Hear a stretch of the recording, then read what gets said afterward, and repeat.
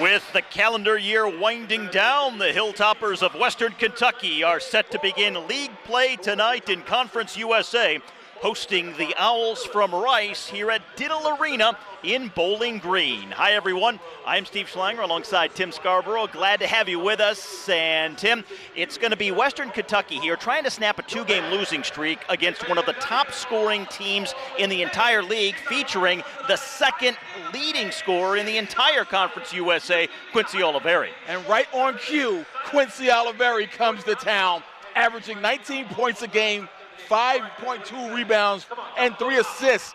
He's a really good player, preseason all-conference. He went for 30 versus Texas State. He went for 30 versus Northwest Texas.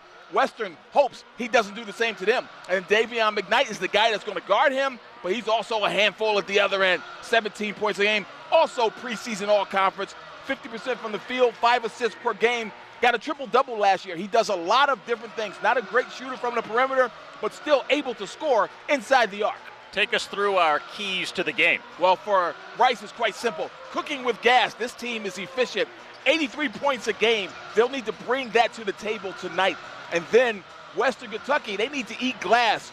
Rice averages 7 rebounds per game more than their opponent. Despite the fact that Western is the biggest, tallest team in the country, they better eat glass tonight or Rice is going to make them pay with second chance opportunities. And now let's welcome in the third member of our crew here, Lexi Schweiner. Hey, Lexi.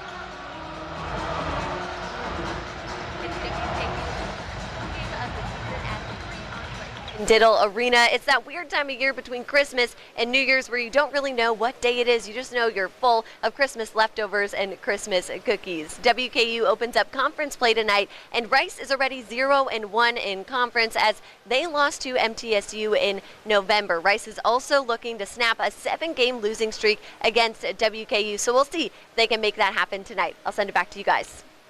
All right, thanks, Lexi. Western Kentucky is in the white, Rice the black. Our officials, Kevin Mathis, Brett Smith, and Darren George for this holiday week matchup between Christmas and New Year's, the 11th all-time meeting in a series that has been dominated by the Hilltoppers. They're trying to win their 8th in a row over Rice here tonight, and they've been featured in some blowouts as well. Most of the games have been double-digit margins of victory for Western Kentucky. And as we get things underway, a familiar starting 5 for each team. This is the same starting 5 that both squads have used for the entire season. Yeah, that's a sign of a team that understands where their bread is buttered. And right there already going inside, the transfer, Acott with the bucket. Emmanuel Acott, the 6th-year player from Winnipeg, second leading scorer on this team, averaging a dozen per game. Yeah, what a luxury to get old, right? That transfer portal has been very nice for a lot of teams, including Western Kentucky. Western Kentucky, with experience as one of the signature features of their squad this year, as Cameron Sheffield misses on the first 3 attempt of the game. And McKnight leads the charge. The Hilltoppers running, and it's quickly 4-0. That's what Davion McKnight does when he gets the ball in the open court. Electric. Great delivery at the basket. Western Kentucky coming off a loss in their most recent game at South Carolina. That was last Thursday. They fell 65-58 on the road in Columbia. They got out-rebounded in that game 51-31. And what was also striking, Tim, is the fact that they only shot 14% from downtown, and this is a team that really thrives on three-point shooting, where as a team they're averaging 40% on the season. Yeah, they're one of the better teams in the country in terms of shooting threes, so that was a bit out of character. And you know, Luke Frampton, one of the top shooters in the country at 54% from 3. And Makai Mason gets called for the first foul here. And the initial free throws of the game coming up. It is Acott at the line, the 65% free throw shooter who's well-traveled. A transfer from Boise State, and also before that played at Arizona.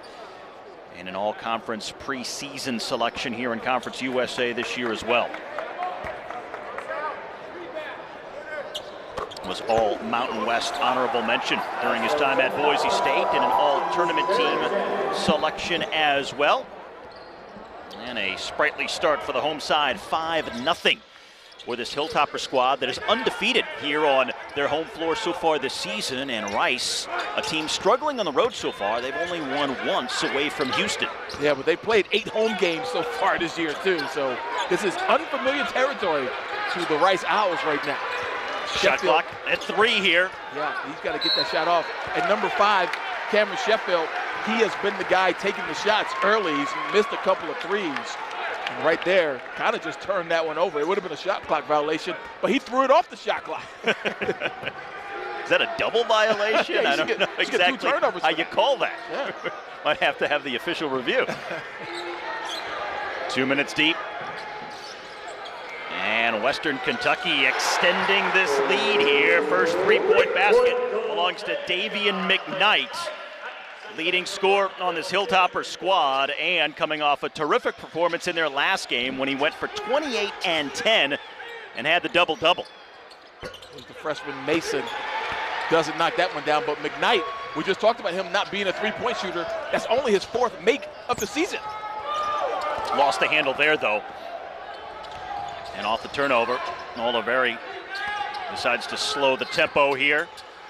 Makai Mason can't connect, and the offensive struggles continue in the early going for this Rice squad that leads Conference USA in field goal percentage at 51% on the season, second in scoring, averaging 84 points on the year, but still scoreless here on the road, almost 3 minutes gone by. Yeah, they've gotten some really good looks at the basket from the guys they want. But there's Davion McKnight, again from the perimeter, and Scott Parrish seen enough, Steve. Timeout. Just over 3 minutes deep, and it's Western Kentucky sprinting out to a 10-0 lead.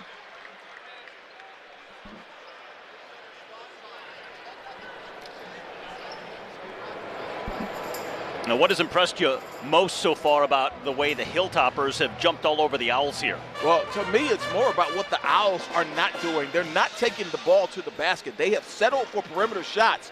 Those shots haven't gone.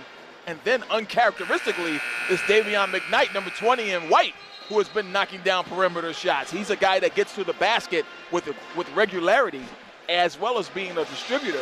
But right now, he's already knocked down 2 perimeters. And on the other side of the court, Rice has been struggling from the perimeter. But again, they're an efficient team. They just need to settle down and get the ball to Max Fiedler, number 15, who's one of the top players in the country in terms of field goal percentage. Both teams have had some time off during the course of the Christmas break. Western Kentucky with that loss at South Carolina. That was a week ago tonight, while Rice played their last game 10 days ago in a win over Jarvis Christian, and the Owls have won 3 in a row coming into this game and 8 of their last 9.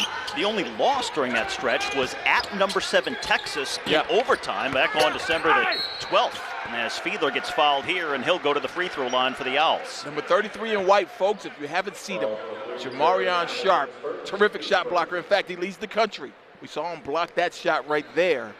But Fiedler able to get a second chance and got fouled. He'll go to the line for a couple. And Fiedler misses on the first.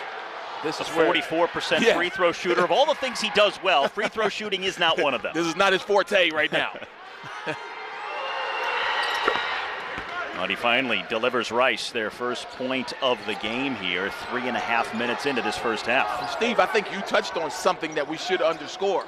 Rice hasn't played in 10 days, and that can be attributed to this slow start. Meanwhile, it's exactly the opposite for Western Kentucky. Emmanuel Acott buries the jumper, and the lead is back to 11. Deep three from Oliveri.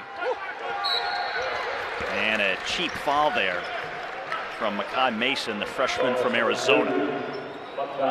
Yeah, right now, we should mention that Phil Cunningham is actually the head coach tonight, as Coach Stansbury is ill, but he'll be back soon. But Phil Cunningham is a guy who has been a head coach, coached at Troy. In fact, he came in here and won a game when he was at Troy, so he's certainly capable. The team's in capable hands, but you know, Phil has to be really pleased with the defensive effort. They haven't given up a field goal, and we're approaching the first media timeout. McKnight coming up short, and sometimes efforts has been up and down for this Hilltopper squad this season. It hasn't been as consistent as the coaching staff would like, but they're firing in just about every way so far here in the early going. Fiedler passes up the jump shot. Much better passer. He can deliver all around the court.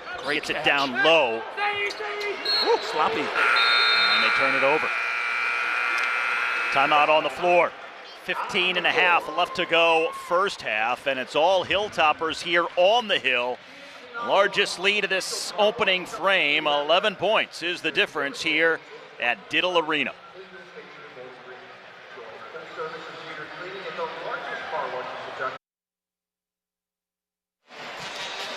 Rice struggling out of the gate here on the road at Western Kentucky, and head coach Scott Pera trying to work his squad back into this game. The sixth-year head coach, who also spent 3 years as the associate head coach and then was an assistant at Penn for 2 years, spent half a dozen years as an assistant at Arizona State, and was also a head coach in college, or I should say in high school, in both Southern California and in Pennsylvania. So well-traveled, he has been around, and Scott Pera has his work cut out for him here in the early going. Still a lot of time left, but not the kind of start that you hope for on the road coming off the Christmas break. No, but it's one you can expect when you haven't played in 10 days.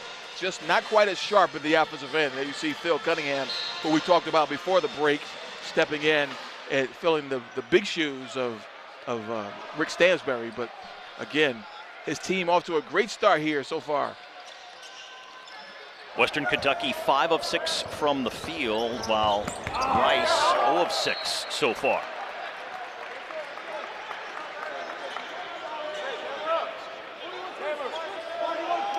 Conference USA opener for Western Kentucky, but for Rice, this is their second conference game. They had a quirk in the schedule, so they played at Middle Tennessee back in early November to get their conference slate started, and it was probably their worst effort of the entire season. Lost 81-46. Yeah, that was a one-off, if you will, an anomaly. But they are having a solid season. You mentioned Scott Pera being around. You know, when he was the associate head coach and Mike Rose was the head coach, they really had it going, and then Mike took the VCU job.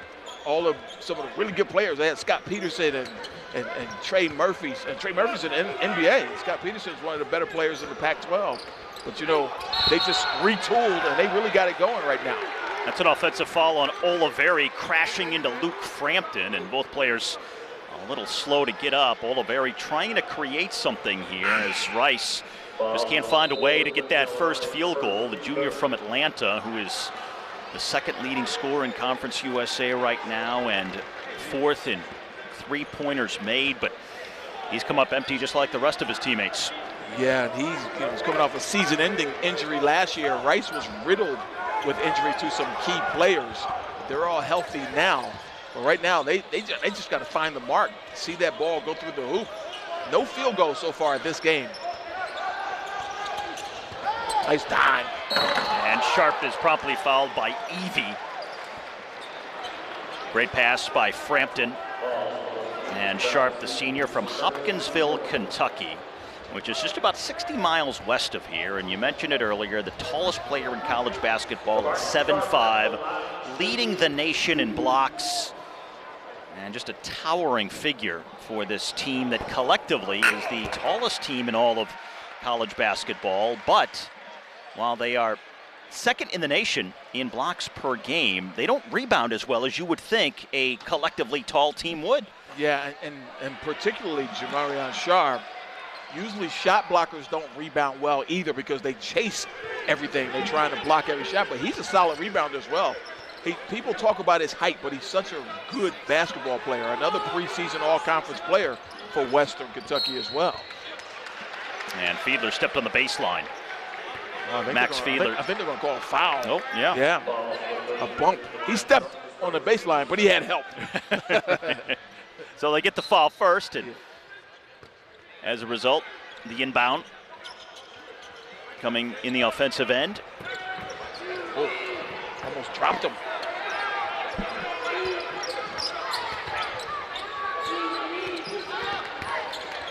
Shot clock in single digits. Wow. And another missed jumper.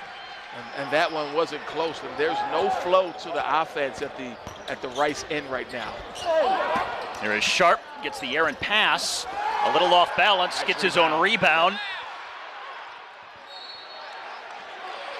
And that's going to stay with the Hilltoppers. I'll tell you what, Max Fiedler has his work cut out for him.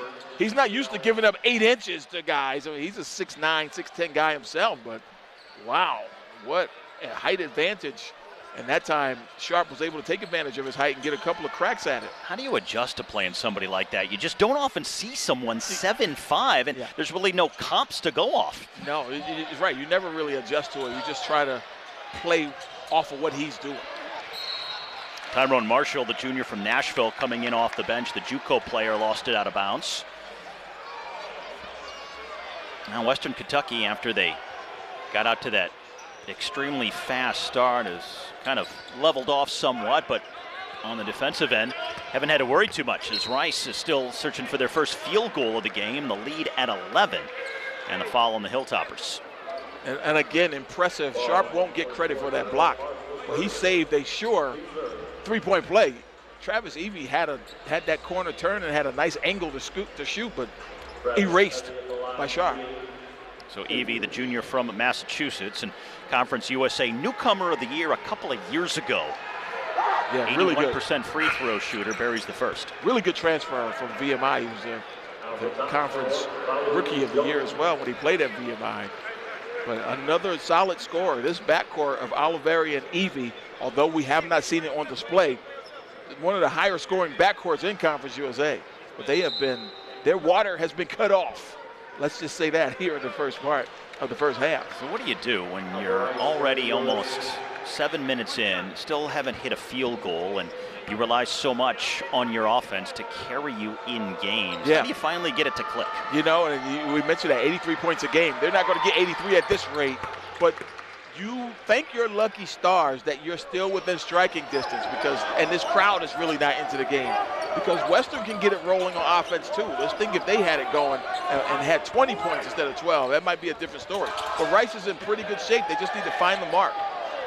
Luke Frampton, the deep three bounces off, and no. They're going to wave that off. The follow-up by Falou Zhang, the redshirt sophomore from Senegal. Yeah, and another great pickup in the offseason, a transfer. Trying to clean up a little loose change, but he climbed the back. And as a result, Kevin Mathis, one of the top officials, right there on the call, waving that off. That's hard to do when you're in the visiting, in a different building and you got to wipe off a home basket.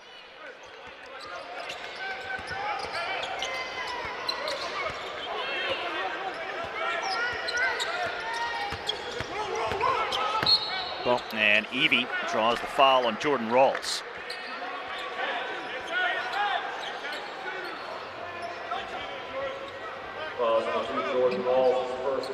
Now Western Kentucky, after hitting 5 of their first 6 from the field, is now 0 for their last 6. But Rice is still 0 for the game.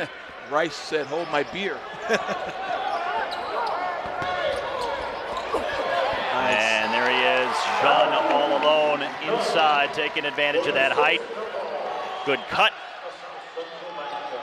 And finally, Alem Husanovic, the junior from Bosnia, with the three-point basket. The first field goal of the game, coming with 12 and a half left to go for Rice here in this first half.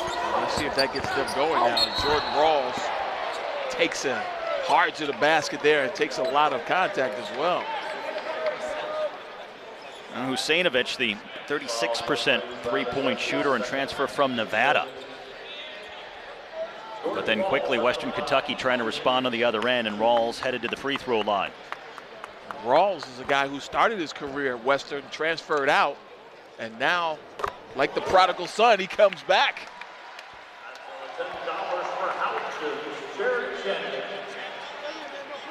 And you know, for Rawls, his head coach here at Western Kentucky, Rick Stansberry, was also an assistant at Austin Peay, where he coached Rawls' father. So a family connection. That's right. That's for coaching players and dads. A good reason why you will be welcomed back with open arms, right? It's all in the family. Yep.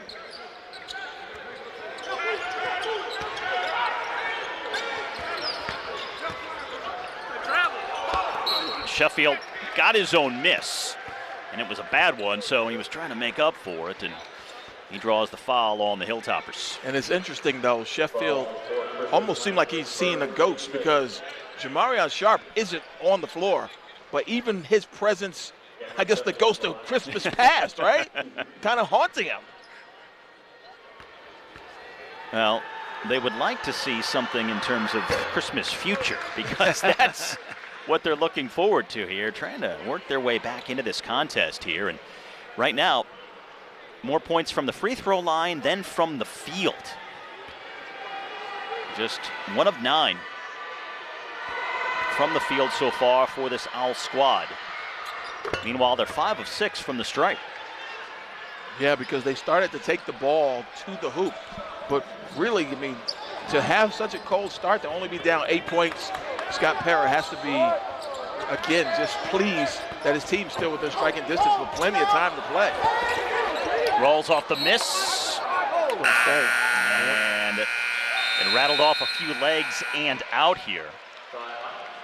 As we have another timeout on the floor, the under 12 timeout. Rice hanging in from the free throw line, but the Hilltoppers have doubled up the Owls, leading 16-8 here first half.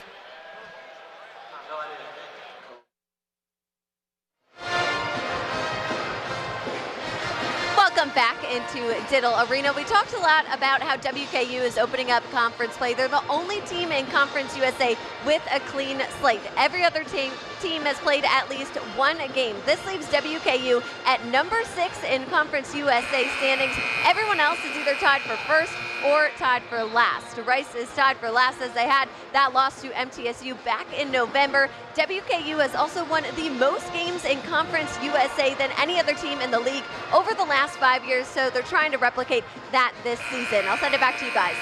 All right, thank you, Lexi. Western Kentucky picked to finish second in Conference USA this season behind UAB, while for Rice, they are selected to finish 7th. Western Kentucky returning 4 starters from last year's squad that went 11-7 in conference play. Yeah, they added some really good transfers as well, including Emmanuel Akot of Mountain West, all-conference player, and you mentioned in his 6th season as a basketball player, so he's a veteran and a really good presence, and in fact, he's such a good player, he was voted preseason All-Conference USA before he played a game. Well, for Western Kentucky, they have as much experience as anyone. Among their regular starting 5, they have 2 6th-year players, a 5th-year, a traditional senior, and a junior. Yeah, and that is just remarkable. In addition to being the tallest team in the country, they're one of the oldest. So you can understand why this team is picked to be one of the top teams in Conference USA. But Conference USA is open this year, in my opinion. FAU, Dusty May has those guys going as good as anyone. They've only lost once, and now they're going to get in the conference play where teams are a little bit familiar with them. But they have some players this year, so they're going to be good. Rice is better. UAB might be the best team in one of the best mid-majors I've seen, honestly. That's a really good basketball team. Loaded. Hard to see them not winning the conference if they play up to their potential. Correct. Oh, Evie maintained the dribble, almost fell down. Tough. But then misses from inside the paint. Yeah, Evie and Oliveri have not gotten it going here in the early part of this game. Well, they live and die with those 2 players, so at some point, one or both need to really get into a rhythm. Evie's going to try it from way downtown, and he cans it. A deep 3, their 2nd of this first half. And he has unlimited range. 17 points away, now 14 from 1,000 in his career. And he's made 267 three-pointers. Nearly a steal there by Travis. What a strange first half for this Rice team. Just about midway through it, as the three-pointer falls on the other end. And Western Kentucky, with Allen hitting his first triple, extending their lead back to 8 points here. But as I was about to say for Rice, so strange as they're 5 of 6 from the free throw line. They're 2 of 9 from three-point range, but still haven't hit a field goal. It's not a 3. It's extraordinary, and they've been taking the ball to the hoop. But give credit to number 33 right there, Jamarion Sharp. And wow, did he have to shoot that one high to get over the outstretched hands of Sharp. Great play by Evie. And he finally gets their first 2-point field goal here as Acott misses long. And Dante Allen, number 11, making his first appearance since early in the season. He's only played in 4 games. A transfer from Kentucky, was ineligible for a good part of the first semester through no fault of Western Kentucky. It was all a calculation error on the side of Kentucky, but they've gotten that all straight. And yet another weapon for Coach Rick Stansbury. Tough. Acott follows his own miss, and he'll go to the free throw line. We mentioned the talented UAB, but there's some talent here in Bowling Green too, with Acott and Hamilton, Sharp, McKnight. I mean, these guys are going to have something to say about who wins this conference as well. This is a Western Kentucky team that went to the quarterfinals of the NIT a couple of years ago, but their last NCAA tournament appearance was way back in 2013. It's hard to believe with the success and the history and tradition of this program that it's been now almost a decade since they've been in the tournament. Remarkable. When you think about this, they've been to 3 of the last 4 Conference USA championships, and that doesn't include 2020 when they were heavily favored to win before the pandemic struck and we didn't get to play the 2020 Conference USA tournament. So they've been right at the cusp, but again, this is a one-bid league since 2012, and as a result, it's really hard to get to the NCAA tournament. And Ray Harper was the head coach. His team is coming to Conference USA, by the way. Jacksonville State in Alabama will be here as a Conference USA member next year.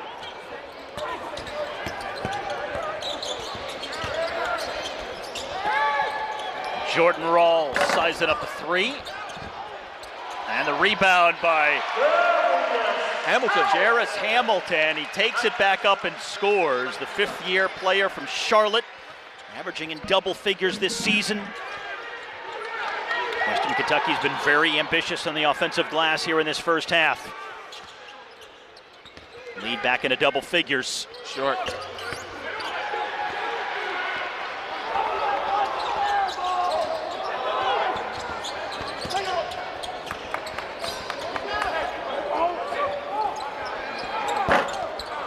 And the 3-pointer won't fall that time from Hamilton, who's hitting at a 33% clip from downtown. Sharp pokes it away, denying the entry pass to Fever. As we drop just south of 8 minutes left to go in the first half. The lead 11 for Western Kentucky, and they have led from the opening tip here. Spreading the wealth on offense, and once again, out front by a big margin here on their home floor, looking to remain unbeaten here at Diddle Arena this season. 24-13, the lead for Western Kentucky over Rice. And let's send you back to Lexi. Hey, Lexi. Hey, guys. Yes, I'll bring you this hit in just a second. Let's get to some of the action first. Now the lead 11 for the Hilltoppers here, as they have led throughout this game. You told me. And continuing to dominate on the glass as well. Remember, we highlighted at the outset how when they lost at South Carolina in their most recent game, they got out rebounded by a pretty big margin, 51-31, and getting on the glass both offensively and defensively was going to be key against this Rice team here tonight, and so far, so good for the Hilltoppers. Yeah, you think about really blown opportunities for Western. They've been really good against Power Fives over the year, and the last 2 losses were to Power 5 teams that they could have beaten. I mean, Louisville was winless before they played Western. They were 0-9. And then South Carolina is 6-6, a team that's lost to a couple of mid-majors, including UAB. And Western kind of had the opportunity for both of those, but they've been really good versus Power Fives over the years. Western Kentucky, losers of 2 in a row coming into this game, with Oliveri burying his first triple after several misses. The 4th leading 3-point shooter in Conference USA, finally getting on the board from deep here. McKnight tries to lob it up for Sharp. Wasn't the most well-designed play. Sharp was being held a little bit by Max Fiedler, but nothing called. But, you know, just to underscore what I was saying about opportunities against Power Fives, Western beat Louisville by 10 last year here in Bowling Green. They beat Ole Miss in 2011 as well by 30, 28, 27 points. So, I mean, this is a team that traditionally has done well over the last 5 seasons. They have double-digit Power 5 wins, so missed opportunity. There is Luke Frampton, who's 3rd in all of Division I in three-point shooting this year. And he gets his first of the game here tonight in Bowling Green. And that guy has not missed many opportunities to splash it down from downtown, a big-time shooter. Team 3 of 7 from downtown. Big rebound. Inside by Jarris Hamilton. But they're going to call a foul. Called it on Hamilton. Yeah.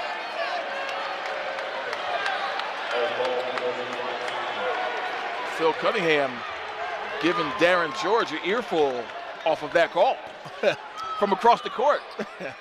Now first foul on Hamilton here with 6.5 to go in the first half. Oliveri, the corner 3. Rushed it.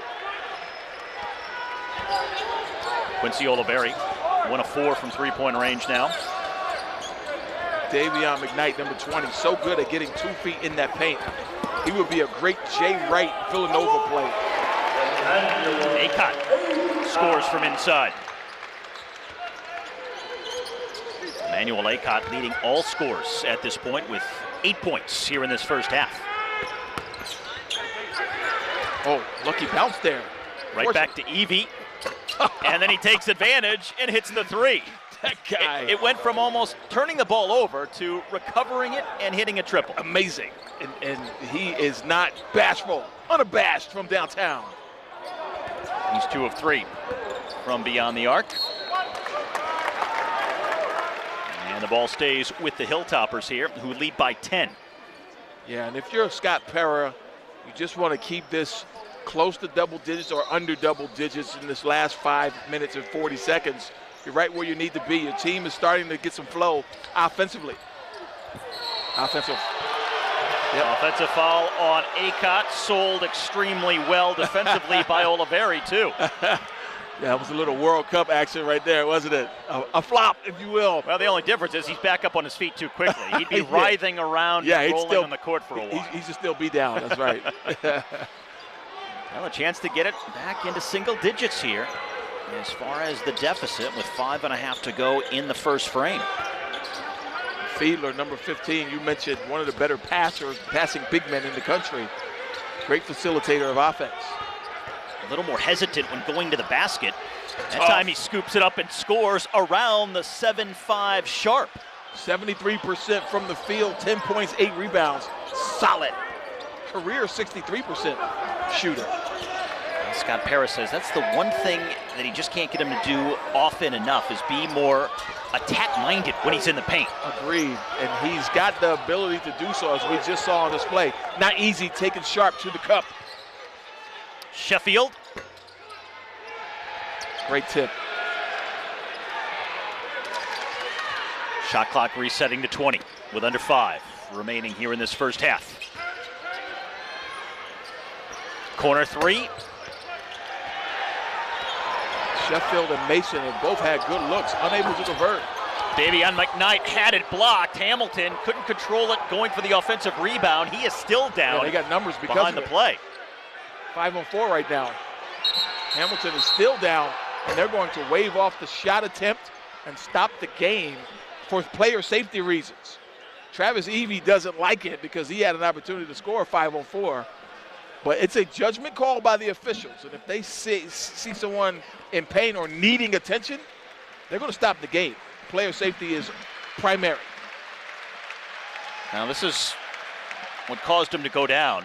Yeah, took a hard fall, and John Irwin, the athletic trainer out there to see about what's going on with Hamilton. But I suspect we'll see him back based on how he walked under his own control, but you never know. It's a tricky situation too, because as you mentioned, it's a judgment call. Sure. And if you're the player that's down, what incentive do you have to get up right away? Correct. If you can maybe if you can stop encourage the official. Yeah, it's almost like cheating. To instead of getting back, you just get the game stopped. Going back to the World Cup analogy. Right?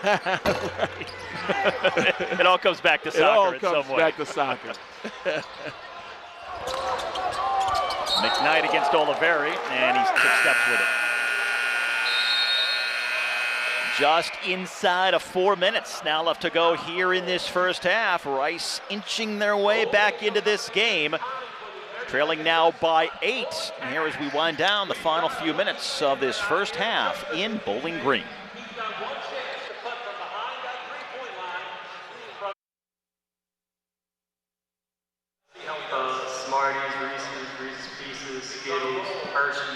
Back at Diddle Arena here in Bowling Green, Kentucky on this Thursday night with the Hilltoppers leading the Owls 29-21. And Tim, we go back to one of your keys to the game, which had to do with rebounding and how that could impact things here tonight. Yeah, I felt like it was important for the Hilltoppers to rebound the ball, eat glass, and they have done so far. In fact, they're rebounding well above their pay grade. 24 rebounds to just 13 rebounds for Rice. And as a result, they've gotten themselves a nice lead, and Phil Cunningham is doing a great job so far of maintaining the intensity of this team. And this is a Rice team that we talked about earlier as being so proficient offensively, averaging 84 points a game. In each of their last 2 games, they've exceeded 100 points, going for 110 and 109 in their last 2 games. First time in school history they've had back-to-back games with 100 points or more. Yeah, of course, some of that was opponent-generated. Yes, it was. But certainly not easy to get 100 points regardless of who you're playing. Sharp on the outlet to Acott. Good defense. Way to get back and stop that ball. Luke Frampton, his second triple, and the lead back to double digits. But you got to locate the sniper. And there's no sniper better in Conference USA than Frampton. Knocked down. A transfer from Davidson, who led the Atlantic 10 in three-point shooting while he was there. As a freshman. And then the 3 is responded to by Makai Mason, who hits his first three-point basket of the night. Mason's capable of going off, too. He had 25 versus Houston Christian. The freshman has started all 12 games so far. Really good pickup for them in the offseason. And he commits the foul, though, on the other end.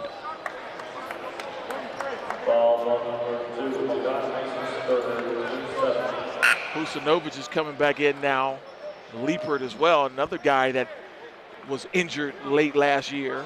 After really early, after just 11 games, he missed most of the year. Number 24, he's got that giant knee brace on, as you see him at the free throw line, lined up, number 24 in black.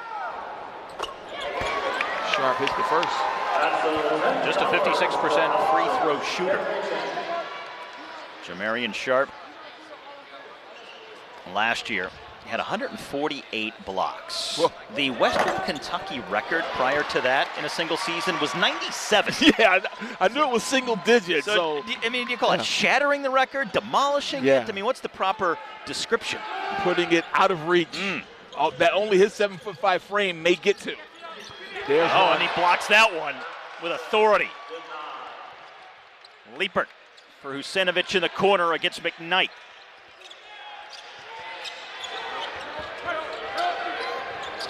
Oh, air ball.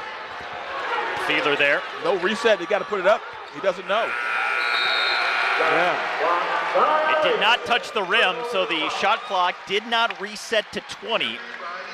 And Fiedler didn't recognize it, so a violation on the Owls. And Max Fiedler does not have an assist tonight so far. They have done a great job of disrupting the Rice offense, as you see as a result. A solid 10-point lead. Only has 1 point from the free throw line earlier. As Davion McKnight with his 7th point of the game. Man, is it going to be fun watching him versus Jelly Walker, Eric Gaines. That UAB team, that backcourt is terrific. Lots of good matchups to come in Conference USA. We're just getting started. First game of league play for Western Kentucky. Husanovic blocked by Sharp. Boy, hard to do a reverse when you got a 7'5" guy waiting underneath, and he can't get the payoff, though, on the alley-oop. You got to cap the Sports Center moment. The block at one end, the two-hand finish, but they come up empty. Would have certainly been the punctuation mark Yeah, the that roof they were looking for here in this first half. The roof would have come off a ditto on that one. He tried to rip the roof off with two hands right there, but came up empty. Really good play by Davion McKnight. Once again, getting himself in the paint under control, which is what he does as well as most guards in the country. And I mean Power Fives, anyone. This kid is exceptional with his ability to get in the paint without charging.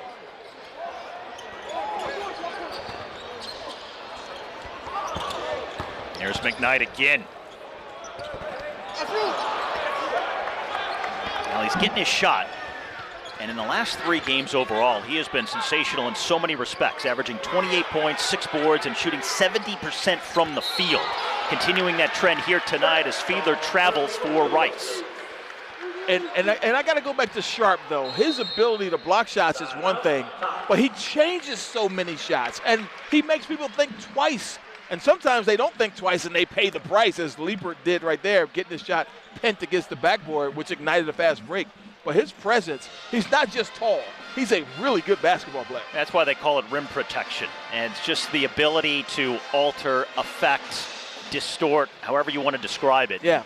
The shots, it's not just, as you mentioned, the physical act of blocking them, but getting guys to, even if they don't change their minds, to be unsure, right? Maybe just a little hesitant so they don't take their normal stroke. That can be just as effective as a block in the end sometimes. Sometimes more. Yeah. Because every time you're going in there, you're thinking about it. And where you would get short twos, like there was a shot earlier in the first half that was taken. He wasn't even on the floor, and it was some hesitancy around the bucket because of his ability to block shots at such a high clip. Is something that you guys might not know about Sharp. Steve, you mentioned earlier that a lot of players it's a weird time of year between Christmas and New Year's. A lot of players don't get to celebrate that holiday. Sharp actually celebrated with his dog Joker, which he bought with his NIL money. He posted some cute pictures of them celebrating Christmas together. I'll send it back to you guys.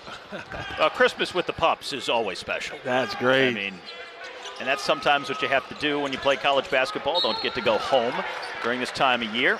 And with the foul called here on the Hilltoppers. I remember those days well, being on campus when nobody else is on campus, practicing twice a day, getting to go home maybe 2 or 3 days, 5 days if you're lucky. We used to sing the song, "Have Yourself a Very Little Christmas." Yeah, I mean, you're in the heart of the season, right? You're making the transition from non-conference to conference play, so you want to be sharp and engaged, but yet everybody else is experiencing the holidays. The campus is empty, so sometimes it's hard to stay up and stay fully invested every single moment of the day. Yeah, maybe I should have got a puppy for the dorm, right? Team dog. Oliveri here at the free throw line, and Quincy Oliveri, first player in school history for Rice to be named a preseason all-conference player of the year in 2 different seasons.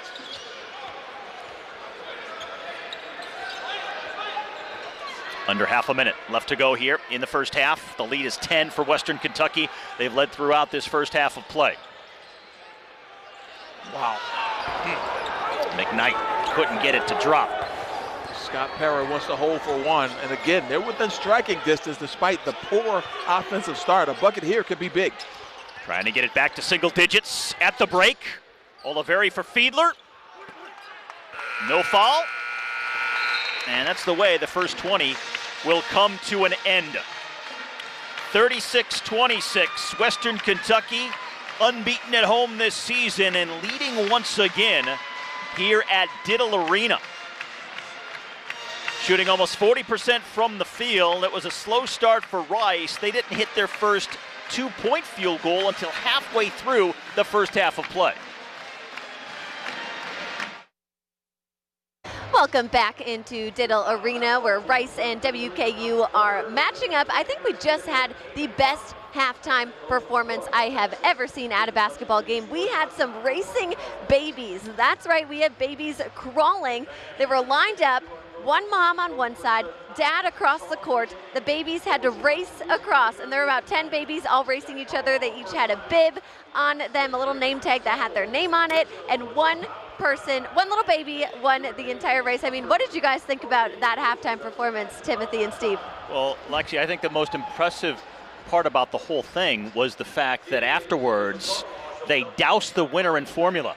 Instead of the champagne celebration, they had bottles of formula. They were dousing the winner, so it was only appropriate that she got that after the victory. Yeah, you know, I lost 5 stacks on that other baby, so I'm kind of upset right now. No, of course I'm kidding.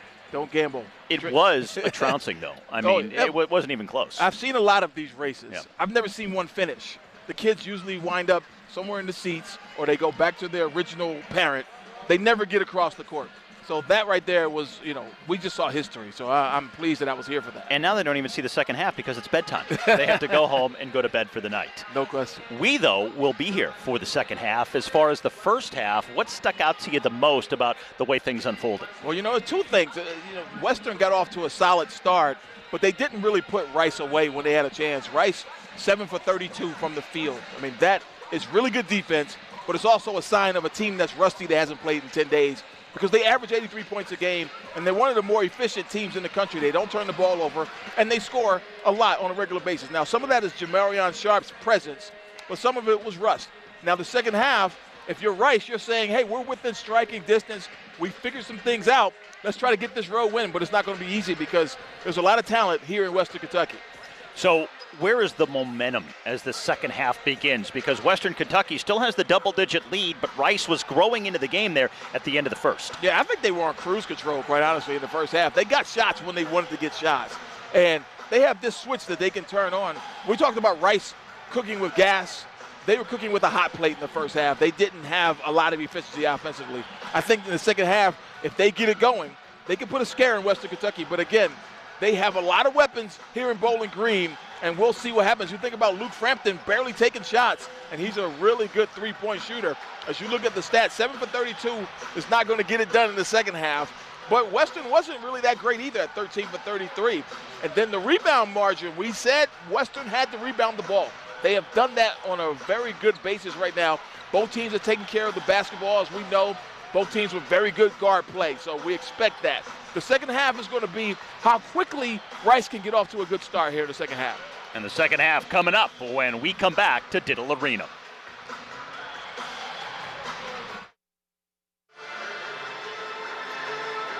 Second half about to commence here at Diddle Arena in Bowling Green, Kentucky. The Hilltoppers leading the Owls 36-26. And before we get to the start of the play here in the second half, let's once again send you over to Lexi. Hey, Lexi.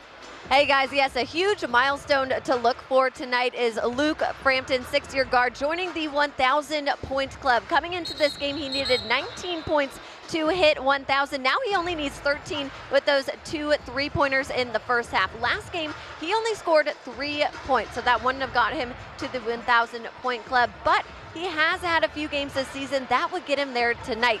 The most points scored in a game so far this season was 21 points against Eastern Kentucky University on November 10th. He also scored 20 points against Kentucky State. So hey, 13 more points for Frampton and he hits 1,000.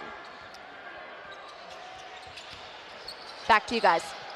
And as we get things underway now here in the second half, Western Kentucky with Sharp going glass and scoring the first points of this second frame. The lead up to a dozen. Their largest lead in that first half was 13 at one point. Rice did trim it into single digits a couple of different times. And that's a good cut by Fiedler, but the block by Sharp. They're going to call it a goaltend, though, in the end. And you know, he really doesn't goaltend very often, and he doesn't foul very often. He's just an anomaly. I mean, he's just a really good shot blocker, great presence. In addition to being tall and long, he's athletic as well. Tough combination. Some shots you just don't expect a regular player to get to. And so, the optics are kind of funny, too, whether it's a goaltend or not. Yep. Shot clock here at 10. Man, Frampton launches at Evie in his face and out of bounds to Rice. And Evie did a great job, as the scouting report would dictate. Be there when Frampton catches it on the perimeter and crowd him, make him put it on the floor. And Frampton decided to shoot it even though he was being crowded. Rice coming into this game, leading Conference USA in assists. They led the conference last year in that category and set a school record, but only 4 in that first half. That's got to improve here in the second frame. I'll tell you what, if Travis Evie gets it going, he's now 3 for 4 from downtown. That's going to be a moving screen on Hamilton. If Travis Evie gets it going, look out. He is a streaky sniper. Number 3 in black. What, is that black or blue? I mean, I think their navy blue is their colors, but sometimes those uniforms look black, sometimes they look blue. I don't know, Steve. It's dark versus white. How about that? There we go. Just as easy. And for Evie, he hit the first 3. Oliveri hit the next one, back-to-back triples, and all of a sudden, the 2 most important players for Rice connect from downtown, and the lead for Western Kentucky is down to 4. And now they're cooking. McKnight responds. Timely bucket from Davion McKnight. But you got to corral these guards. They did a great job in the first half, but early on, Oliveri and Evie, number 4 and number 3 respectively, have already hit shots. Evie tried to make it 3 in a row. This time he'll dish into the corner, and Mason makes it 3 possessions in a row with 3-point baskets for Rice, and as difficult a time as they had hitting shots from the field in the first half, they're now making them all here at the start of the second half, and it's a 3-point game. We said it would be important for Rice to come out of the locker room and knock down shots. They've done that. McKnight engages with Fiedler, draws the contact, and he's headed to the free throw line.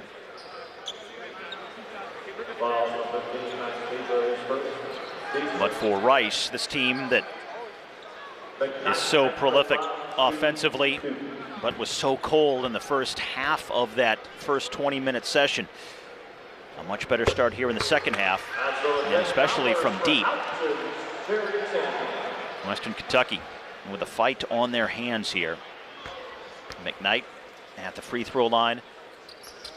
First player for Western Kentucky into double figures on the game. He's got 11 points and also hits on his first 2 free throw attempts of the night as well.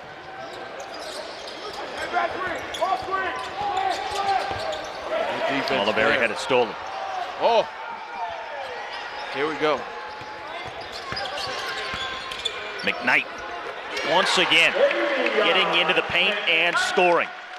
He's kind of like a fullback, you know, he absorbs that contact and he just keeps going while you go bouncing off in a different direction.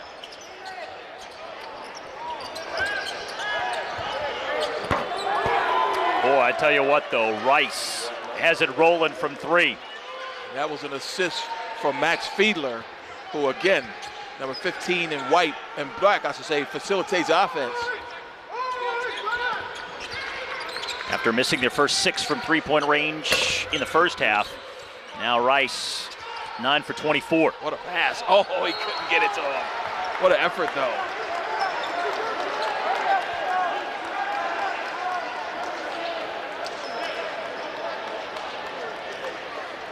So the lead down to 4 for the Hilltoppers here.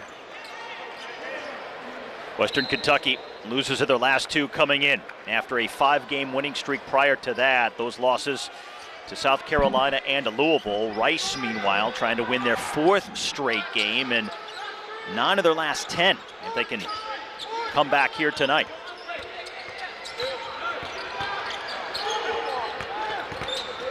Here's Jarris Hamilton. There's not many guys in Conference USA who are capable of stopping Jarris Hamilton when he gets going downhill. And here he is once again, but he dribbled it off his foot and out of bounds. Pretty solid defense there by Travis Evie. Rice is here, and they're ready to steal this game. Again, missed opportunities by Western in the first half.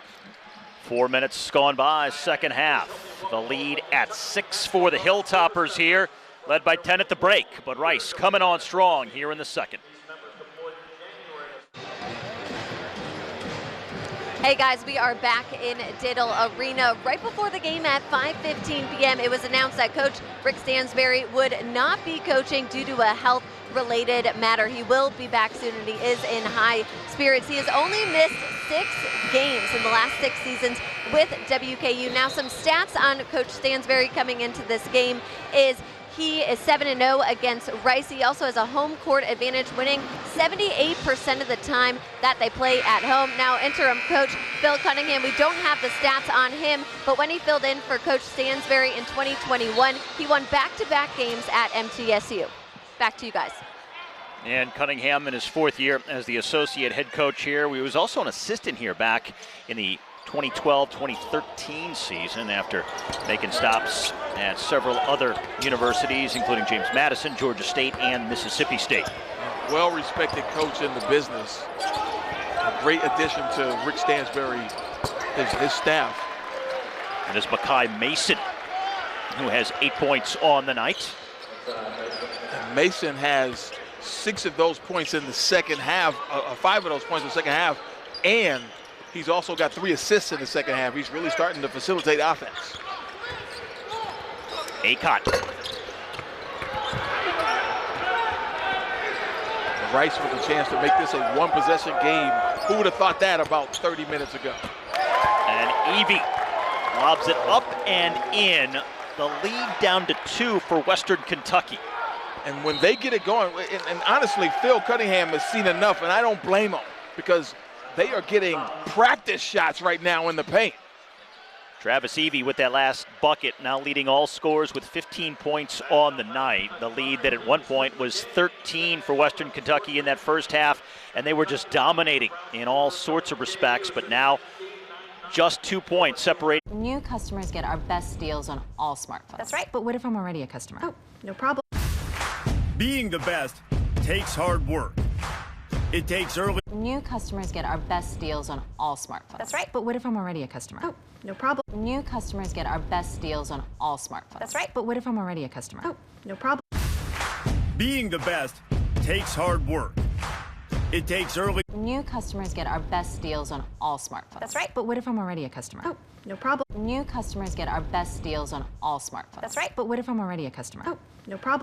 You can feel confident Continental is the smart choice in tires. And to handle extreme. New customers get our best deals on all smartphones. That's right. But what if I'm already a customer? Oh, no problem. New customers get our best deals on all smartphones. That's right. But what if I'm already a customer? Oh, no problem. New customers get our best deals on all smartphones. That's right. But what if I'm already a customer? Oh, no problem. New customers get our best deals on all smartphones. That's right. But what if I'm already a customer? Oh, no problem. New customers get our best deals on all smartphones. That's right. But what if I'm already a customer? Oh, no problem. New customers get our best deals on all smartphones. That's right. But what if I'm already a customer? Oh, no problem. New customers get our best deals on all smartphones. That's right. But what if I'm already a customer? Oh, no problem. New customers get our best deals on all smartphones. That's right. But what if I'm already a customer? Oh, no problem. New customers get our best deals on all smartphones. That's right. But what if I'm already a customer? Oh, no problem. New customers get our best deals on all smartphones. That's right. But what if I'm already a customer? Oh, no problem. New customers get our best deals on all smartphones. That's right. But what if I'm already a customer? Oh, no problem.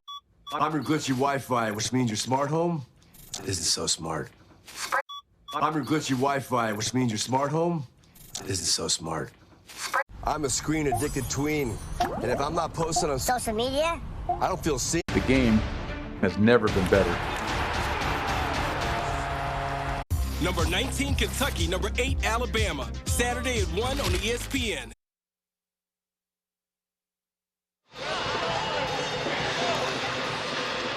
Rice has made their last 4 shots from the field. They have closed to within 2 here in the second half. 5 minutes gone by at Diddle Arena in Bowling Green.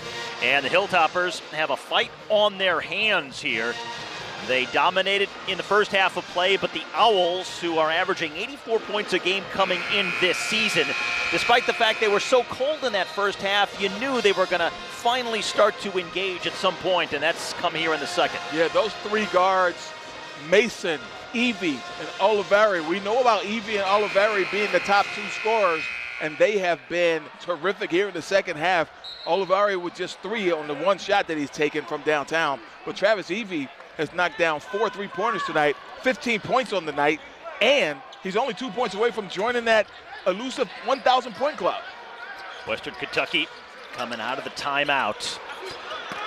And it's Hamilton missing in the paint. So what was the message during that timeout from Cunningham to the Hilltopper team?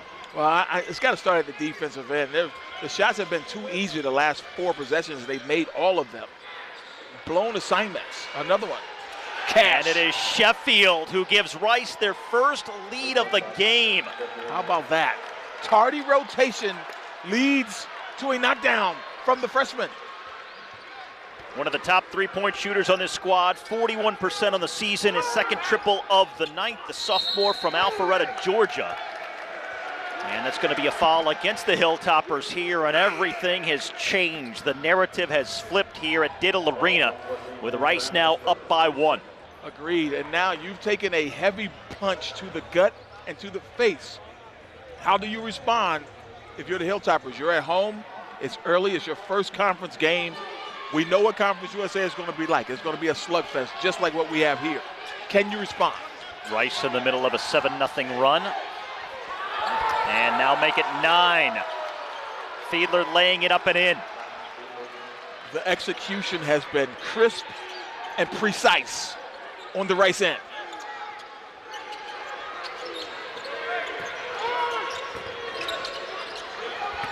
McKnight attacking. And he gets the roll. Now, Davian McKnight has been the best player tonight for the Hilltoppers. He's got 15 points on 6 of 10 shooting. And his buckets are always timely. Where he senses his team struggling to get points, he just goes and gets one for them, again, on display. Makai Mason on the miss. Jordan Rawls will take it the distance, had it partially blocked. That was ill-advised, though, because he was 1-on-2, and he's not capable of scoring like that. Whoa. Oh, Mason had Sharp, all 7'5" of them flying in his face in that corner 3 attempt. Here's Acott from McKnight. Now Frampton for the 3.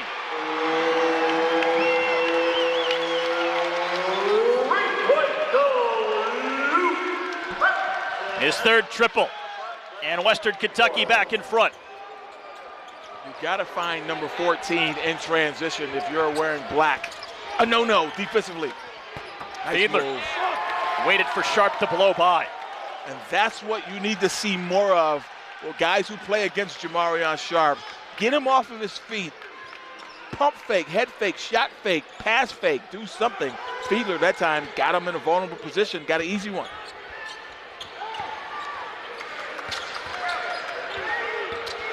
Eight minutes gone by here as Sharp is fouled by Fiedler, who backed into him when he tried to complete the alley-oop. That lob play is going to be there. Fiedler did a solid job of recovering, but the height of Sharp, he was able to get to it, and all Fiedler could do really was give him a bump up high and send them to the free throw line. Where he is 2 for 4 on the night. From a JUCO player. Leading this team in field goal percentage at 61 on the season.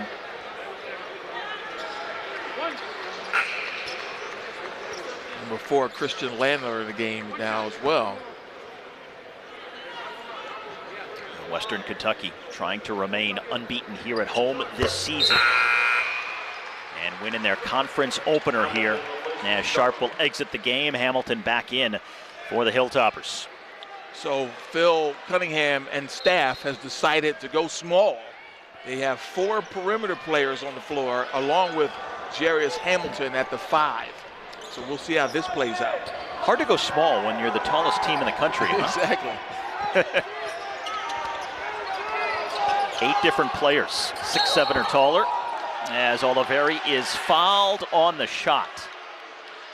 And Lander bumped him on the catch, and it was a no call, but that time the second bump, costly. 3 free throws. Under 12, left to go. It's become a tight one here. The Hilltoppers by 1 here on the Hill. Just south of a dozen minutes left to go. 52-51, the lead for the Hilltoppers over the Owls here in Bowling Green, Kentucky. And let's send you over to Lexi. Hey guys, yes, we've talked a lot about Rice's key player tonight, Quincy Olivari, the junior guard who is out of Atlanta, Georgia. Tonight he has had 8 points. He is tied for the second most points tonight on Rice's team. He's been a 2-time Conference USA Player of the Week just this month on December 6th and December 19th. He was also the preseason All-Conference USA honoree. He's obviously working so hard tonight to get this game within one possession. And Rice collectively has picked up the offense. This is a team with 4 players averaging in double figures. So far, Evie's the only one who's gotten there tonight, but everyone has stepped up here in the second half. Yeah, we talked about cooking with gas, and Rice is doing that here in the second half. 10 for 13 from the field, 5 for 7 from 3. That's 77% from the field and 72 from the three-point line. That's getting it done, and that's why they're back in this game. Olivari here at the free throw line has the most free throws made on the club, at just inside of 80% overall on the season. Getting 3 shots as he was fouled right before the timeout. Now, what a stark contrast between the first half and the second half for Rice. They are, in this second period, hitting it almost 77% from the field, 72% from three-point range. That's an improvement of about 50% in both categories, right, from one half to the next. We mentioned Charles Dickens' A Christmas Carol. How about A Tale of Two Cities? That was a tale of two halves right there. Well, look at you with the literary connoisseur. That's all references? I got. That's all I got. Really? It's Charles Dickens. That's all I got. Hit me with some like John Keats poetry or something later. What are you going to do? Stay tuned. Hamilton off the steal, gets the foul, and a couple of free throws coming up after he was fouled by Siri Lewis. They're going to talk this one over, Kevin Mathis and Darren George, to see if that's a flagrant foul. And I agree with the call. It is. I mean, this is not going for the basketball. This is going for the body of Jarris Hamilton, and he got all of it. So that's what it will be. 2 free throws on the way for Hamilton. And you understand wanting to give away the foul and not wanting to give him an easy bucket, but you have to do a better job of going after the ball. 5th-year player who spent 2 years at Boston College, also 1 year at Maryland. Actually led the Eagles at BC in free throw percentage. And you mentioned his 6th year, and there have been players who have played 7 years of college basketball thanks to the waivers and COVID and so forth. In fact, Cam Justice, who was over there as a grad assistant now, played in, I believe, his 15th year at Western Kentucky last season. He was the grad assistant, and then they put him in uniform for most of the year, and he really was a solid contributor for them. Jordan Rawls almost broke his own ankles. Yeah, exactly right. He shook himself out of it. Too quick for your own good. Rice trying to extend the lead. Evie, the running floater. Oh, they don't call it. Got a 3rd crack at it, and that's where he picked up the foul on McKnight. Travis Evie was a pinball on that possession and finally draws the foul. He was looking at the officials as if to say, where was the first 2?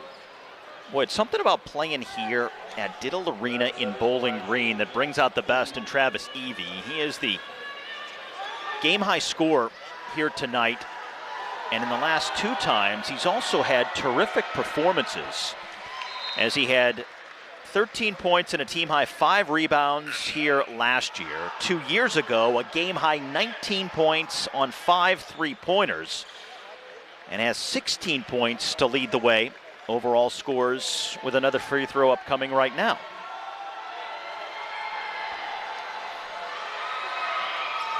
That is point number 1,000 for him as well, right there from the free throw line. So a solid contributor indeed for Rice. And it's a 3-point lead for the Owls. Oh, wet spot. Oh, they're going to get him on a trip too.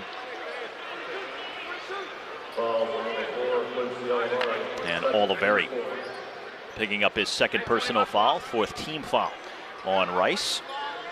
And we mentioned in the first half how patient Coach Scott Pera was, despite the fact that his team got off to a poor start. You kind of knew they weren't going to go anywhere, and Western wasn't really scoring that much either, so they didn't get off to the biggest lead as they could have. That's Hamilton scoring on the aggressive move. But there's such depth of scoring on this Rice team that you knew it had to start to kick in at some point, that they weren't going to remain that cold for the entire night. Exactly right, because they were getting high percentage shots. They just weren't going. And Sheffield a chance for a 4-point play as he is fouled by Hamilton. And picked up by his coach, Scott Pera, who's now asking for Kevin Mathis to wipe up the wet spot that is his sophomore just put there, but he'll take it. A knockdown from downtown and a foul.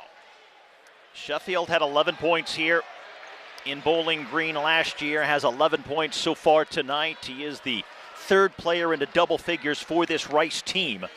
And a free throw here to give them their largest lead of the night, if he connects and completes the 4-point play. A balanced team indeed, a lot of weapons.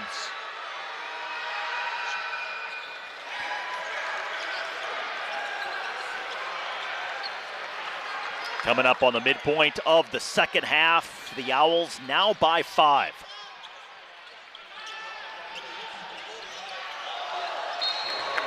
Mason tipping the pass intended for McKnight.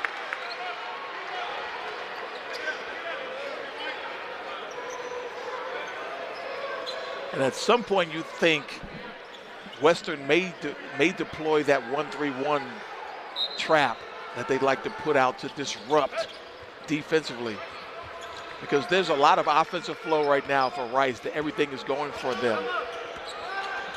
Well, their only consistent scoring is coming from this man, McKnight. He's got 17. That's just about twice as many as the next closest Western Kentucky player. Yeah, McKnight is special. He'll need a little help from his friends to survive this. But defensively is where you're going to have to win this game. And right now, there's no answers. Just too easy for the Owls. McKnight launches the 3. Sharp couldn't get position.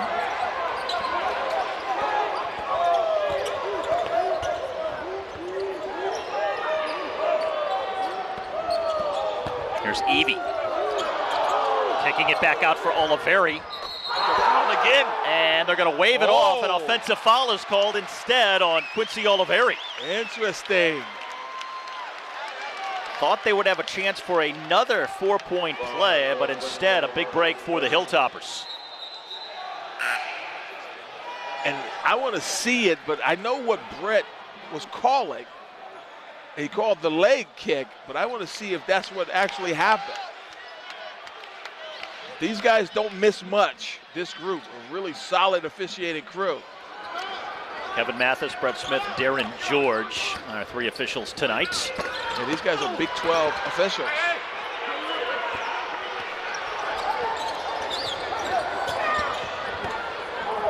Mason in the corner for Oliveri. Sharp absorbs the contact on the rebound, and then it goes off of McKnight and out of bounds. Wow.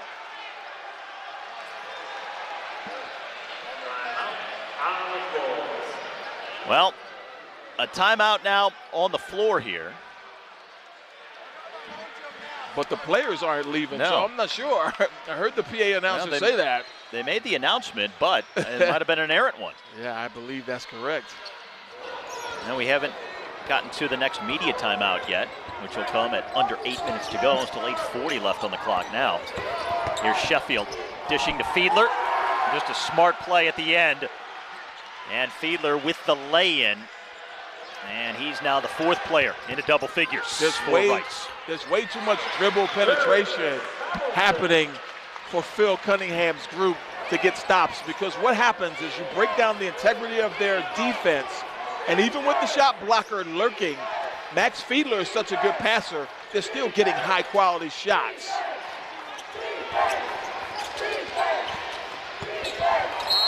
And Oliveri traveled. Drag that pivot foot. Olivari in danger of getting a delay of game there, holding that ball. But, you know, he's got a couple of calls go against him. He's got to keep his focus. Third team all-conference from last year, averaging 26.5 and shooting 45% in the last 5 games coming in here tonight for this Rice team. Here's Sharp inside, and he's fouled by Fiedler, and he'll have a chance for a three-point play. Why haven't they been going to that more often? Sharp won the battle that time. He hasn't been, but he did a great job of finding position close. Great delivery by Hampton. He does the rest. Tight ball game. 5-point lead for Rice on the road. 64-61, the lead for Rice here on the road in Bowling Green, Kentucky. Just inside of 8 minutes left to go in regulation. And let's send you over to Lexi once again. Lexi. Hey guys, yes, Timothy, I think before you said that you wish that you had a puppy to bring to practice. Well, Sharp actually does bring his puppy Joker to practice. I forgot to mention that before. He attends every single practice. There's a really cool story with this puppy too. He named the dog Joker because when he was younger, his older brother had a dog named Joker. His brother passed away in 2010 from sickle cell disease. And since then, he never wanted to get another dog because it reminded him of his brother. But now he's kind of grown up, and this dog does give him kind of a nice, bittersweet reminder of his brother. He comes everywhere with him. Anywhere you see Jamarian Sharp, you're going to see Joker right along with him. A very sweet gesture to his brother. I got to meet this dog now. Right. Indeed, huh? Think about how far he has to bend over to pet him. I mean, that dog could be on its hind legs and not even get to the knees of Sharp, I bet. Great point. 2-point game. Yeah, we got a good one here. As expected, Rice got off to that slow start, but man, are they on fire here in the second half. Evie back irons a 3. A chance to tie or take the lead once again for the Hilltoppers. Both these teams score a lot of points. The Hilltoppers are averaging 76 points a game. We mentioned the 83 by Rice. McKnight can't connect on the 3. And the foul after the rebound by Hamilton, getting on the offensive glass and was bumped out of bounds. So drawing the contact and getting the foul. Yeah, fortunate for him because he was teetering on that baseline with nowhere to go. But drawing the foul not only saves the possession, it puts him on the free throw line for a 1-and-1. And Western Kentucky, 11 of 17 from the free throw line tonight. This is a program that lives at the line. Last year alone, they made 87 more free throws than their opponents attempted. And it's always been one of the signature features of a Rick Stansberry coach team. Getting to the free throw line and doing your job there. It's been their forte in the past. This season, it's a little bit more even. Their opponents have taken about 150, and they've taken 190. So still, they have the advantage, but it's not as devastating as it has been in previous years. Tie ball game, 7 minutes left to go.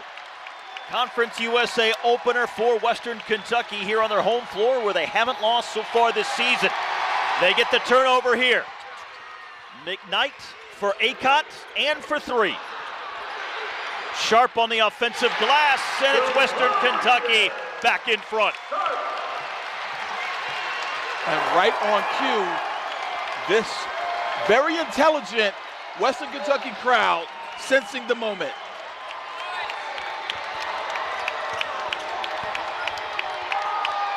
Evie sizes up the 3 and he jars it. Travis Evie, game-high score now with 20 points. He's 4 of 7 from downtown as well. That little dude does not need much room. Another splashdown from downtown. Exceeding his point total from last year when he hit 19 points here at Diddle Arena. Frampton a rare miss from 3. But that's what I wanted to see. We talked about that off camera. Getting some pin downs for Frampton and getting some touches in the paint for 33 Sharp. Olivari. Back-to-back threes from their 2 best 3-point shooters. First Evie, now Oliveri. He's got 14 points and 3 triples. Hamilton, short on the 3. Fiedler has the rebound for Rice. Rice played the first half like they were on the land of misfit toys, but now they're the heat miser. Oliveri, the corner 3. Tries to shovel it down to Fiedler. And now Cameron Sheffield. He's able to hit his 4th three-point shot of the game. Timeout on the floor here. Rice with 5 players in double figures on the night. My goodness. And once again, back out to a pretty decent-sized lead here, up by 7 with just over 5 minutes to go. Steve, we talked about them averaging 83, and what did we say in the first half? They may not get to 83 today. Well, let me tell you something about their second half. This team has scored 47 points here in the second half, and they've done it from the perimeter. They don't get it there, but Fiedler finds Sheffield from downtown. And in the first half, he missed everything he shot. Now he can't miss. He's 4 for 4 from 3. Big-time performance from beyond the arc here in the second half. 9 for 14 for Rice. 9-0 run over just the last minute. Yeah, I was going to say, that was very fast, too, wasn't it? For the Owls here after Western Kentucky and came back. They tied it, briefly took the lead, but then Rice, again, getting their 2 most prolific offensive players going here in this second half. And, well, you think back to the early stages of the first half and how much different things look now. It's hard to believe, but they went just about the entirety of the first 10 minutes without a field goal, without a single 2-point field goal. Yeah. And now here they are with 73 points and still over 5 minutes left to go. And Cam Sheffield, he's been around the block. Even though he's listed as a sophomore, he's had 2 freshman years because of that COVID situation. 28 games as a true freshman, played 32 last year. And you're really starting to see him kind of be that third guy that you can depend on. Him and the freshman Mason have been terrific additions to what they already had. Western Kentucky is in the bonus the rest of the way, but they've got their work cut out for them if they're going to stay unbeaten here at home. Davion McKnight. Christian Lander tracks it down. McKnight's hurt. It's McKnight on the deck. A guy that cannot afford to lose. And we talked about this in the first half when they had to stop play because of an injury to Hamilton at their defensive end, at their offensive end. But they were on defense. And Darren George, the official, came over and explained to us that it's a judgment call, as we said, about when you stop the game. If they have a clear path to the basket, you let them play. But the second they threw the ball back out to the top of the key, the three-point line, that's when he stopped the play. And he explained that to us. And, you know, Rice was a little bit upset that they stopped the game because they had a 5-on-4, but that's why they stopped the game. And looking at his head here after getting tangled up in the big bodies down low, they stopped the clock and the game right away after this most recent injury here to McKnight. He took quite the spill. And we mentioned the depth of this team, but tell me who the other point guard is on this team. You know, there's not a lot of guys that that can do what that number 20 does for them. I mean, he does everything in terms of offensive, getting them into their sets, scoring baskets when they need it, getting into the paint and breaking down the integrity of that defense. Jordan Rawls, number 2, is a solid ball handler, but he may need to take over depending on what happens here with McKnight. McKnight leading Western Kentucky in scoring tonight with 17 points. See if we can see what happens. That may have been friendly fire. I think he took the elbow from Fiedler. I think he took it from Hamilton. Well, let's see again. Number 3 in white. Watch how he lands. And look at Hamilton's left elbow. And watch look at he got a double whammy. Right, got sandwiched there. Hamilton and Fiedler. Yeah, he took it to the chin from Fiedler, and Hamilton got him on the top of the head. So, wow. I mean, we talk about player safety once again. Concussion protocol is a real thing now, even at the college basketball level. We see it in the NFL all the time, violent sport that it is, and the collision sport. But this is certainly a contact sport. But you don't want to take hits above the neck. Again, sometimes it's just friendly fires. We saw Hamilton on his team get him, and Fiedler wasn't trying to do anything vicious either. But you have to, it's kind of like a wide receiver going across the lane. And when you have big bodies like that are all crashing the glass and limbs moving in different directions and very physical play. And his mother is out there now. And they have gotten the stabilizer. They're going to take all the precautions necessary. And John Irwin, the head trainer out there, just talking to him, making sure he's alert. But you hate to see anybody go down like this.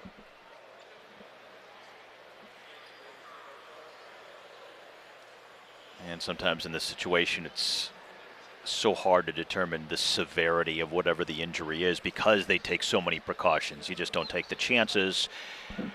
You follow the protocol. You do what's necessary to make sure you stabilize the area. Absolutely. So it may not be as serious as it looks, just no way to really know because they're just trying to be as cautious as they can. And when you're talking about head trauma, that is nothing to play with because you have long-term, lifelong potential implications. Now, we're not saying that's happening now, but what you're trying to do is make sure that kind of thing doesn't happen, and you do everything you can to make sure he's going to be okay.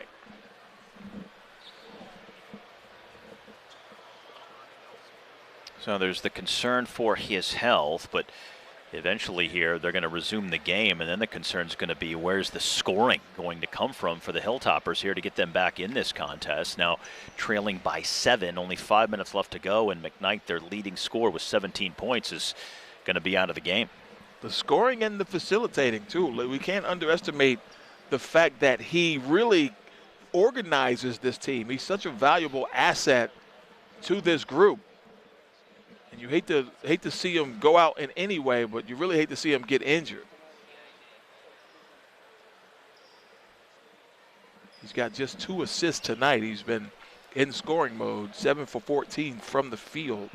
As you mentioned, 17 points, leading his team in scoring. There's also the psychological factor here. I mean, his teammates are out there. They're watching this. They see what's happening. So how do you recalibrate and get back into the game and recapture that intensity that they're going to need? This is a tough situation. It is, and your thoughts are going to be with your teammate. I mean, that's your boy, that's your guy, and you're not really thinking about yourself like, oh, I'm glad that wasn't me. You're thinking, man, my guy is out, and sometimes it galvanizes the team, but oftentimes it distracts a team because they're never the same because they're thinking about their guy. We'll see how this veteran Western Kentucky team responds to this. But the bigger concern right now for everyone in the building is Davion McKnight's health.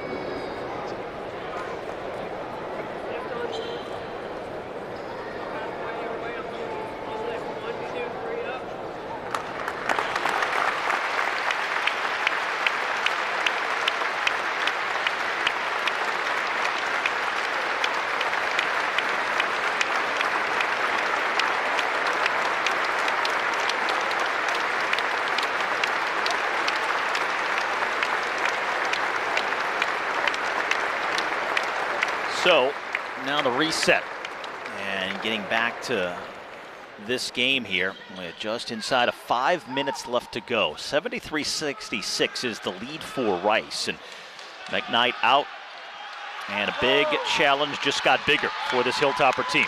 It really did, and this crowd is trying to egg on the rest of the remaining Hilltoppers who still have some work to do, and they've got their work cut out for them. They have to try to find a way to stem the tide that has been Rice in this second half. The onslaught of three-point shooting. And again, I'm really surprised they haven't gone to that 1-3-1 to disrupt some of that dribble penetration. But man, the shooting has been scintillating from number 3, number 4, and number 5 in black. 5 players in double figures for Rice.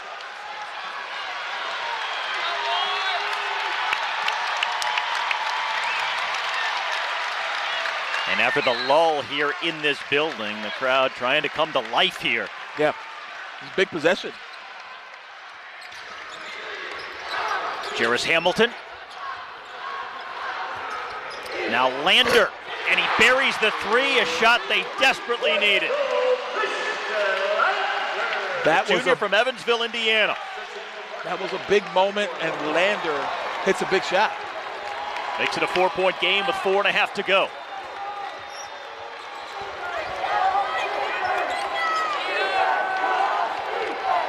Evie's got 20 on the night.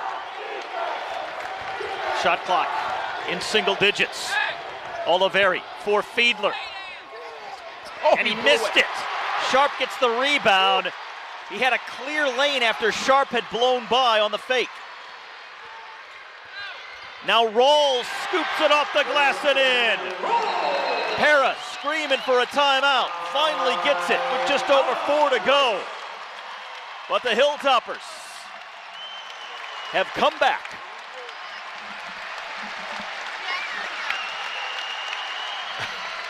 A 2-point game here at Diddle Arena in Bowling Green. Preview of what's happening next, or just in a couple of days for these two teams. Very quick turnaround for both of them. WKU takes on MTSU at MTSU on Saturday, and Rice goes on to play UTEP on Saturday as well, both at 3 p.m. Both of these teams are playing teams that the last time they played, they lost to. Basket from the guys they wanted, getting some touches in the paint for 33 Sharp. Oliveri back to New Year's Eve afternoon games for each club coming up on Saturday, but right now they have 4 minutes of heavy-duty basketball to play here in Bowling Green tonight. Conference USA has done Rice no favors. They go from Bowling Green, Kentucky to El Paso, Texas in 2 days. This is Makai Mason off the screen from Fiedler, got caught in the air and he threw it away. But then they gave it right back to Fiedler, who has it blocked by Sharp. The craziest sequence of the entire game. Oh, what a recovery. Now into Sharp. Hamilton for Lander. And Fiedler gets the rebound for Rice. And a big exhale as we close in on the final 3 minutes of a 2-point game. Lander hit that one earlier from downtown. Just couldn't get that one to go, but what a recovery by Sharp. Crowd as lively as they have been all night. Evie, but Fiedler on the miss, tips it back up and in, and he gets the foul as well. Nope, we're just going to give him the basket. Yep. So the whistle brings the play to a halt, but no foul, just the basket. 3 minutes left to go. They needed a bucket there, and Fiedler delivers. Now a hold. And that is a foul on Evie. Who can blame him for holding Frampton coming off of a double pin down? You don't want him getting loose. So his third personal foul. And again, Western Kentucky in the bonus the rest of the way. It is Luke Frampton at the free throw line. Western Kentucky, 69% from the stripe so far tonight. And Luke, because he shoots the ball from the perimeter, doesn't shoot a lot of free throws. This is just his 17th free throw of the season. As the second player in Davison history with 100 three-pointers in a single season. Guess who the other was? Any guess? A guy named Curry, right? Could that be the easiest trivia question of all time? If you say Davidson, I'm saying Curry. That's all you got to do. Under 3 to go. 2-point lead for Rice. Looking to extend it. Great save. Shot clock inside of 6 seconds. Evie has to launch. Great box out. Wow, the intensity has picked up tenfold in the last 2 minutes at both ends for both teams.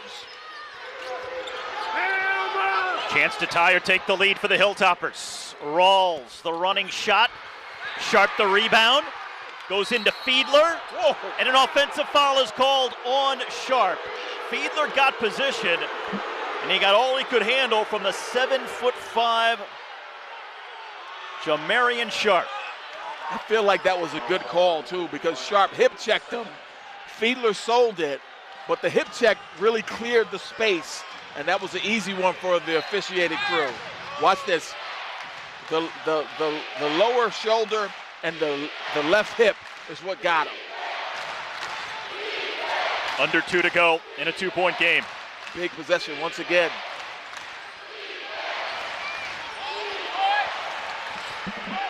Oliveri was out of position. Tried to force it up. Good defense by Lander. Frampton inside to Hamilton.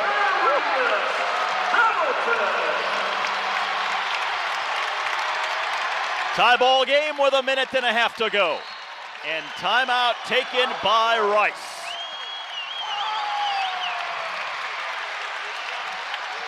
The Owls have threatened to pull away here a couple of different times in this second half, but Western Kentucky hanging tough each and every time. Lexi. Hey guys, yes, after the game you guys will want to stick around because we will be doing an interview with a player or coach from the winning team. I wish I could tell you what team that would be, but right now obviously we don't know with this tie game tied up at 75 points.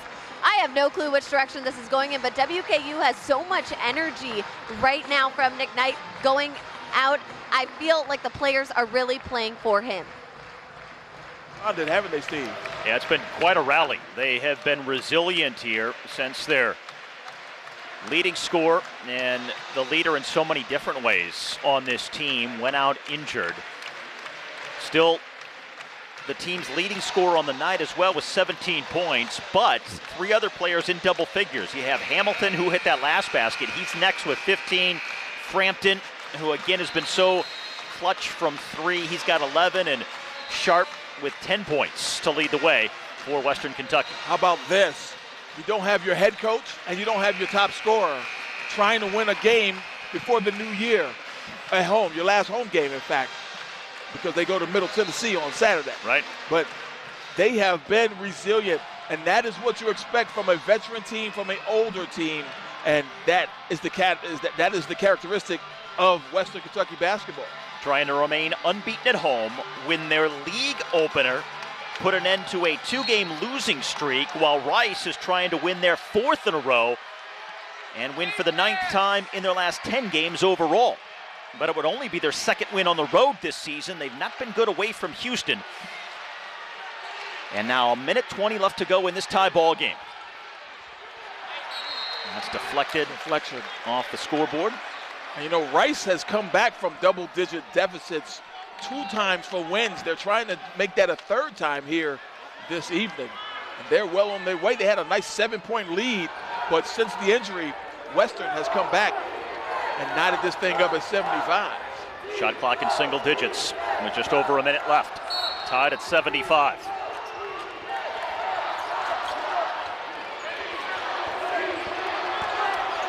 Quincy Oliveri. Oh, and he got the friendly kick off the rim. What a bounce. Timely. 1 minute left to go. Hilltoppers down by 2. Corner 3, open for Hamilton.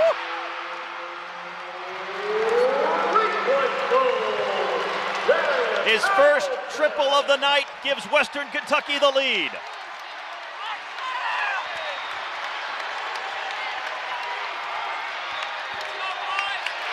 Mason had it stripped. Fiedler kept it alive. Shot clock once again in single digits. Evie to Fiedler. Gets it back on the cut, and he draws the foul with 3 on the shot clock. Splitting defenders with the pass on the back cut, and now Travis Evie, who leads all scorers with 20 points, back at the line. I tell you what, to have the luxury of Max Fiedler, you're late in the shot clock, and he has the ability to give a give and go impromptu. That was a brilliant play, a brilliant way to end the possession. Evie going to the line to try to tie this and perhaps take the lead. He's a perfect 4 of 4 from the free throw line tonight, and collectively as a team, the Owls 13 of 14 from the stripe.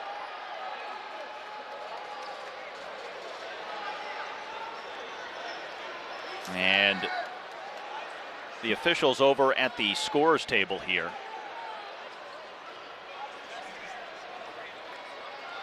They want to see if that was goaltending. I don't think it was. Now, if you want to get technical, you're not allowed to touch the backboard or the rim or the net when the ball is up. And technically, he did hit that backboard, but I'm not giving him free points for that because it didn't change the shot. So now Evie at the free throw line.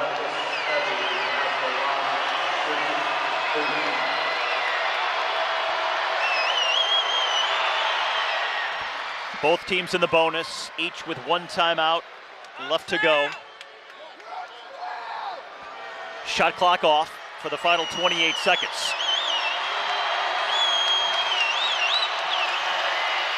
Owls by 1. Wow. A lot of clutch performances by both teams' best players. This has been terrific.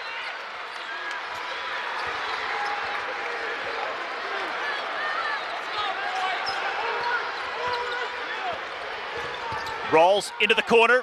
Hamilton attacking, had it stolen. Knocked away with 10 seconds to go, and the quick foul by Hamilton after the giveaway here. But you know what? You're not out of the woods yet if you're Rice. Even if he makes both of these, still a one-possession game. But Hamilton had the right idea. But the long arms of Max Fiedler with a big-time deflection comes up with the steal. So even if he hits both, it's still a one-possession game, and this is a Western Kentucky team that has been so good from three-point range this season, 40% on the year, 7 of 20 tonight. And may need one if Evie hits this shot. How cool is this kid, though? Travis Evie, 7 for 7 from the free throw line. They've needed every one of them. One-possession game, whether he makes it or not. Cash. 8 for 8 from the free throw line. 9 seconds left to go, and Western Kentucky will take their final timeout. You wonder if they'll put in Acott, number 13. There he is, as I say it, one of the better three-point shooters on this team. You put him on the floor. I know Fayu June hasn't played a lot tonight, but he's a really good three-point shooter at 6'11" as well. I don't think they're going to go with him, though. He's only played 2 minutes, and he's got 2 points. So if you're Rice, how do you defend this? Do you think about fouling, putting them at the free throw line? Here's what I know. I've talked to a lot of coaches in this country about this very moment, and it's about 50-50. Some, their philosophy is fouling. Some, they let it play out. But we saw what Luka Doncic did the other day. He made the first one, missed the second one, got his own rebound, and stuck it in. But to me, you got to do 3 things. You got to make the first one. You got to miss the second one on purpose without missing the rim. Then you got to get the rebound and score. So I subscribe to the theory of fouling, but we'll see what Scott Pera does.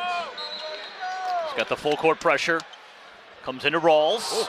Oh, and he lost the handle. Out of bounds to Rice. So we won't get to find out what Scott Pera's philosophy is on up 3 late. What a key turnover. That's where you miss your point guard, Davion McKnight. Western Kentucky had been so resilient. They need a steal now. They need a deflection, and now Sharp will come back on. Certainly will guard the ball and try to get a deflection and a steal. And not many good options in terms of fouling either. This is a Rice team that's 17 of 18 from the free throw line here tonight. He's making it tough. That was close to a 5-second call, and it's out of bounds. Wow. Oh, do you believe this?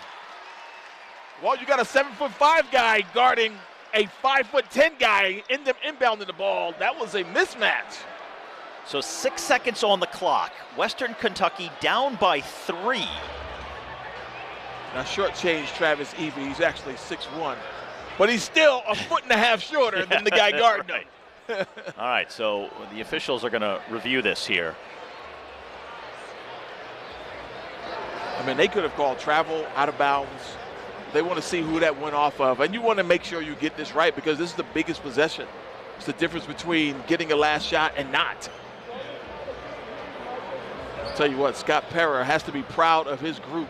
They have been resilient, but look at this. There's nowhere to go with this ball. You got two Rice players in the same spot, and that's an easy one. Sheffield landed out of bounds with the ball in his hands. There's nobody in white touching that ball. So I believe it's going to be Western's ball with 5.8 seconds to play. So how do you free up Luke Frampton for a three-point attempt? See, I would use him as a decoy. Decoy? Yeah. Because everybody's going to go with him. I'd run him away. He's going to have at least two guys looking at him. Who do you trust then to take the shot? Because it's got to be a three Akot, at this point. The inbounder. Important thing is to control this ball. Don't lose it this time. Akot 0 for 3 from three-point range tonight, and they go with the foul strategy instead with 4.1 now left. So now we know Scott Para's strategy, and I'm with him. To me, you got to do, the team has to do at least three things right. They have to make the first one, which is not easy. You have to miss the second one on purpose, which is not easy. That's the hardest of the things to do, I think. And then get a rebound and then stick it back in. So I take my chances. So it's Rawls, the transfer from Georgia State, senior from Chattanooga. 3-point lead for the Owls. So he's got to make this first one, Steve.